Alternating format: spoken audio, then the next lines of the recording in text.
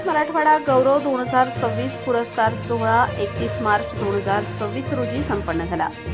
यामध्ये जालना येथील युवा उद्योजक विष्णू पाटेकर यांना लोकमत मराठवाडा गौरव 2026 पुरस्काराने सपत्नीक सन्मानित करण्यात आले।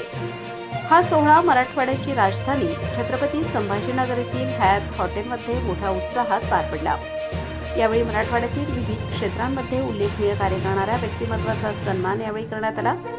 लोकमतचे सर्वेसर्वा राजेंद्रजी दर्डा व मान्यवरांच्या हस्ते पुरस्काराने उद्योजक विष्णू पाटेकर यांना पुरस्कार देऊन सन्मान करण्यात आला। विष्णू पाटेकर यांनी शून्यातून विश्व निर्माण करत जालना तसेच महाराष्ट्रात आपली वेगळी ओळख तयार केली आहे। यामध्ये त्यांनी कॉलेजमध्ये असताना प्रथम फोटोग्राफीचा व्यवसायाला सुरुवात केली। पुढे ॲडव्हर्टायझिंग क्षेत्रामध्ये मोठे काम केले आहे।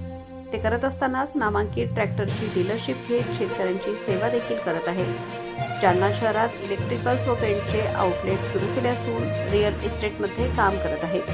बांधकाम क्षेत्रात काम क्रेडाई सारख्या देशभरामध्ये नामांकित संघटनेचे जालना पदाधिकारी म्हणूनही ते काम करत आहे।